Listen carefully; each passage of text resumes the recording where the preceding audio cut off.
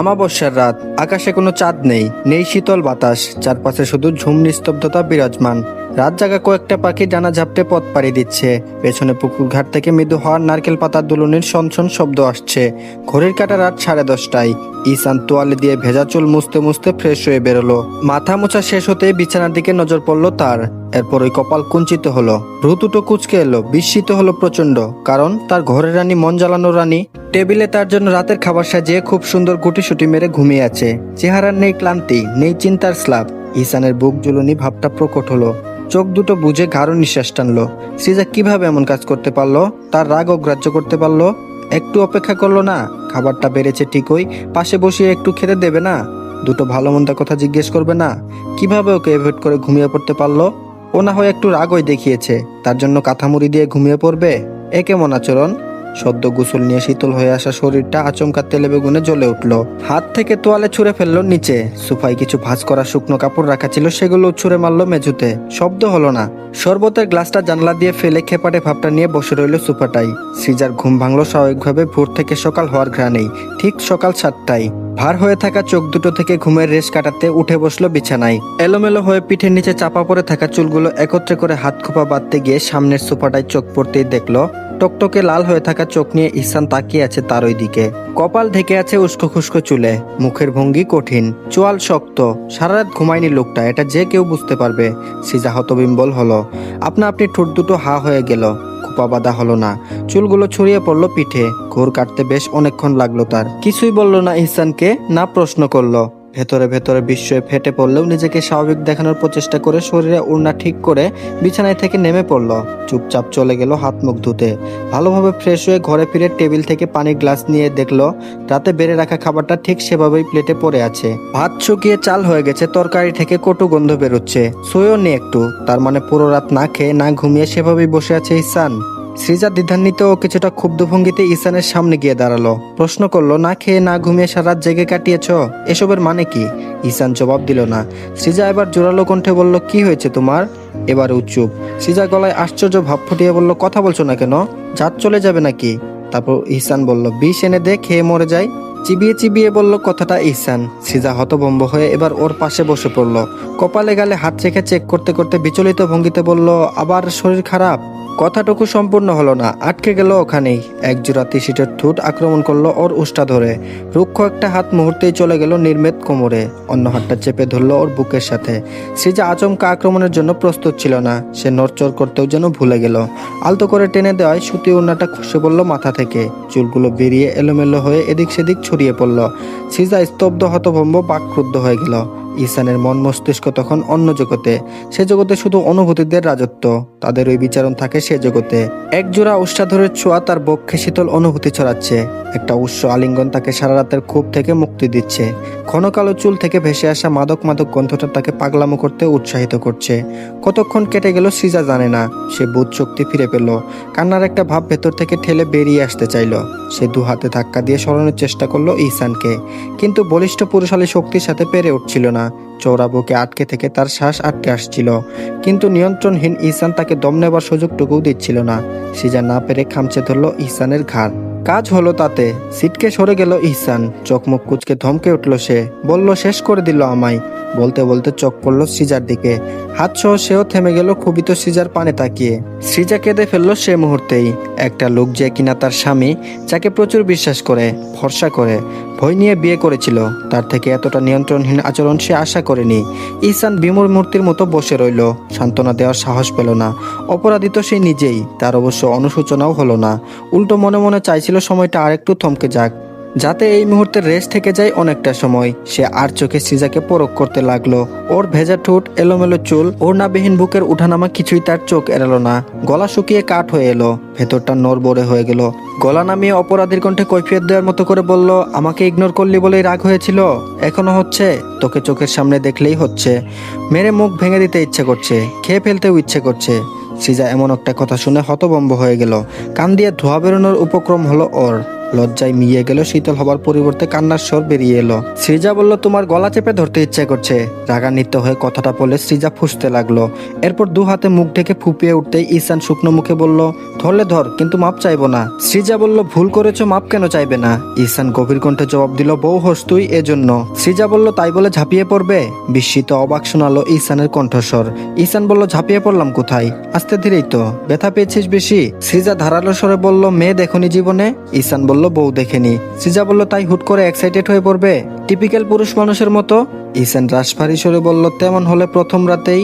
সৃজা কটমট করে চাইল। ঈশান থেমে গেল, জবাব না দিয়ে গম্ভীর মুখে বসে রইল। তার মাথা ঝিমঝিম করছে, বুকের ভেতর অদৃশ্য ব্যথা। কপাল থেকে চুল সরিয়ে বড় কয়েকটা শ্বাস ফেলল সে। ঢুক গিলে বলল, এত ছটফট করলি কেন তুই? ভালো লাগেনি? আমার তো তোকে মারতে ইচ্ছে করছে। সৃজা ভস্য করা দৃষ্টি নিক্ষেপ করে দু হাতে কান চেপে উঠে চলে গেল সেখান থেকে। হাত মুখ ধুয়ে কান্নার চিহ্ন মুছে নিজেকে সামলে অনেকক্ষণ পর বেরোলো। দেখলো ঈশান ঠিক একইভাবে বসে আছে। বসে থাকতে ইচ্ছে করলে থাকুক। সৃজা পাত্তা দিল না ওকে। চুল খোপা করে মাথা উন্না টেনে বেরিয়ে এলো ছাদে। সকালের মলিন আকাশ, আকাশে ধোয়াটে মেঘকুণ্ডলী, মৃদু বাতাসে মিষ্টি একটা গন্ধ। উঠোনের ঘাসে ছোট ছোট সাদা ফুল উকি দিচ্ছে। যত্নহীন পুকুরে কয়েকটা হাঁসছানা নিয়ে ভেসে বেড়াচ্ছে। বাড়ির পেছনে রেল লাইনের ট্রেন ছুটছে। ছাদ থেকে দৃশ্যগুলো চমৎকার দেখাচ্ছে, কিন্তু সৃজার মন বিষণ্ণ। গত রাতে ঈশানের ওই শক্ত আচরণের পর থেকেই তার মন বিষণ্ণ হয়ে আছে।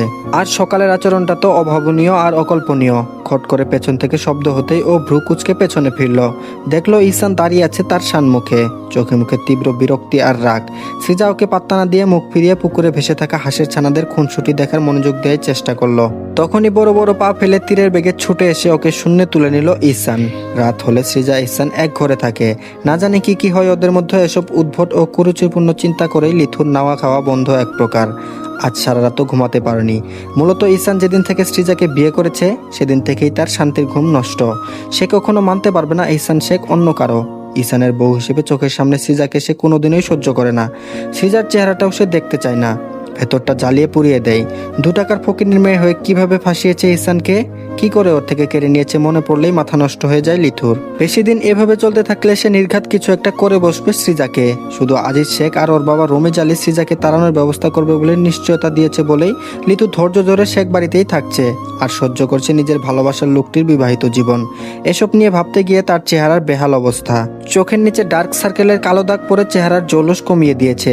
ডান গালে কপালে ব্রণও উঠেছে। মুখের উজ্জ্বলতা লাবণ্য কমে গেছে। ভালো হবার নামই নেই। এসব সারানোর জন্য সপ্তাহে কয়েকবার পরপরই তাকে পার্লারে যেতে হয়। ইদানিং চুলের রংটাও ভালো লাগছে না। যেদিন বজ্জাত ঈশানের সামনে পড়ল সে সরাসরি ঘোড়ার লেজ বলে কটাক্ষ করেছে সবার সামনে। ইসমির মতো মহিলা পর্যন্ত মুখ টিপে হেসে ফেলেছে। আর ঈশান ছিল ভাবলেশহীন। সে কিছুই বলেনি। বিরক্তি ফুটিয়েছিল কপালে। ভাইয়ের কটাক্ষ শুনে অন্তত প্রতিবাদ করা উচিত ছিল, যেমনটা করে ইসমির বেলায়। লিতুর সেদিন বেজায় রাগ হয়েছে। কেঁদেছেও সে ভীষণ। মিতু আর ইমরান ওকে সান্ত্বনা দিয়েছে। আজিজ শেখ ঈশানকে ধমক দিয়েছে। এদেরই শুধু লিথু নিজের দুঃখে পাশে পায়। তাই সে ঠিক করেছে এ সপ্তাহে চুলের রংটা পাল্টে পুরো চুল বারগান্ডি করে ফেলবে। তাহলে হয়তো আর কেউ কটাক্ষ করার সুযোগ পাবে না। ঈশান ওর নতুন লুক দেখে এক আধবার ফিরে চাইবে, তাতেই চলবে লিথুর। ওই এক আধবার তাকানোটাকে সে আস্তে ধীরে পার্মানেন্ট করে ফেলবে। রাতে ঘুম না হয় মাথা ধরে আছে ওর। ছাদ থেকে হাওয়া খেয়ে আসলে হয়তো মাথাটা হালকা হবে তার। এটা ভেবেই চোখে মুখে পানি ছিটিয়ে লেগিংস আর শার্টের উপরে কারুকাজ করা পাতলা চাদর জড়িয়ে ছাদে রওনা হলো সে। যাবার পথে উকি দিল ঈশানের ঘরটাতে, কিন্তু দরজা বন্ধ থেকে মনে মনে ফুসলো আর গালিও দিল। নিশ্চয়ই কাল নাগিনীটা ঈশানের সাথে লেপ্টে শুয়ে আছে। মনের দুঃখে আর গালি চেপে সে চলে গেল ছাদে। সিঁড়ি ঘরের দরজাটা খোলা দেখে অবাক হলো খানিকটা। এত সকালে কে ছাদে আসবে? হয়তো কাজের বুয়া শেফালি। তাই বেশি কিছু না ভেবে উঠে এলো। এরপর 2 পা হেঁটে পূর্ব দিকে চোখ পড়তেই থ মেরে গেল লিথু। সৃজাকে পাজা কোলে নিয়ে ফেলে দেওয়ার ভয় দেখাচ্ছে ঈশান। সৃজা ভয় পেয়ে আটকে উঠছে আর চোখ বন্ধ করে চিৎকার করে তাকে নামাতে বলছে। কিন্তু ঈশান ওর কথা শুনছেই না। 10 গজ দূরে দাঁড়িয়ে থাকা লিথুর মনটা আনন্দে নেচে উঠল। দারুণ উত্তেজিত হয়ে সে চেঁচিয়ে উঠল আর বলল, ফেলে দাও ওকে ঈশান। উত্তেজিত মেয়েলি এবং অপছন্দনীয় কণ্ঠস্বরটি শুনে কপাল কুঞ্চন করে পেছন ফিরে তাকালো ঈশান। ঘৃণা ফুটে উঠল চাহনিতে। মন চাইল সৃজাকে নয়, ওই বেলাসটাকে ছাদ থেকে ফেলে দিতে। ওটার জন্য না বাড়িতে না সৃজার সাথে দুদ্বন্দ্ব কোথাও শান্তিতে কাটাতে পারে। ঈশান চোখমুখ খিচিয়ে জোরে সুরে ধমক দিল। ঈশান বলল, রমিজারের ম্যানারলেস নির্লজ্জ মেয়ের কথায় ঈশান শেখ তার বউকে ফেলে দেবে? তার এত দুর্দিন অধপতন এসেছে। লিতু এতক্ষণ উত্তেজিত আনন্দিত ছিল, কিন্তু ঈশানের এমন কথা শুনে ওর সেই আনন্দ যেন ভাটা পড়ল। চুপসে গিয়ে মুখ কুচকালো সে। বলল, বারে আমি তো শুধু বললাম, তুমি তো ওকে ফেলে দিতে যাচ্ছিলে।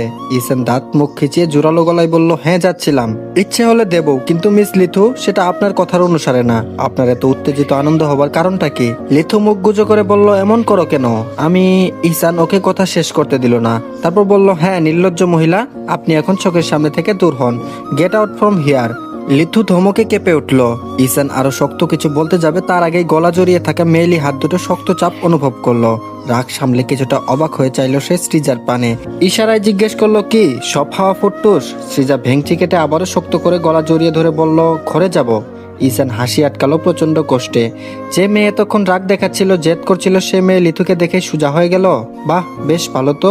সে অনর ভঙ্গিতে দাঁড়িয়ে থেকে ফিসফিস করে বলল, তুই তো আদর করলে রাগ করিস, চুলে গাল ফুলাস, এর চেয়ে যাকে আদর করলে গাল ফুলাবে না তাকে রেখে তোকে ফেলে দেই, কি বলিস? সৃজার চোখ গরম করে তাকালো, লালচে ছায়া পড়লো গালে। রাগ মিশ্রিত কণ্ঠে বলল, তাহলে একদিক থেকে না, তোমার দিক থেকেও ছুকছুকানি, তাই না? আমার সামনে সাধু সাজা, বড় বড় কথা। এজন্যই তো বলি, নেকুবেশি এত সাহস পায় কোথায়? কেউ ইন্ধন না দিলে তো এত সাহস দেখানোর কথা নয়। ইহসান ভীষণ অবাক হওয়ার ভান করে বলল, তোর চিন্তা শক্তি তো দারুণ, মানতেই হবে তুই ইহসান শেখের বউ। সৃজা রেগে নখ বসিয়ে দিল ওর ঘাড়ে। ইহসান চোখ মুখ কুচকে ব্যথাতুর শব্দ করে অসহায় মুখ করে বলল, আর না, এবার সত্যিই লাগছে। আদর করতে চাইলাম, তুই দিলি না, সরিয়ে দিলি। সকাল সকাল কতটা কষ্ট হয়েছে বুঝিস? অবশ্য তুই বুঝবি কেমন করে? তুই তো মেয়ে, ছেলে হলে ঠিকই বুঝতি। এতদের গিয়ে নিজেকে সামলানো কতটা কঠিন।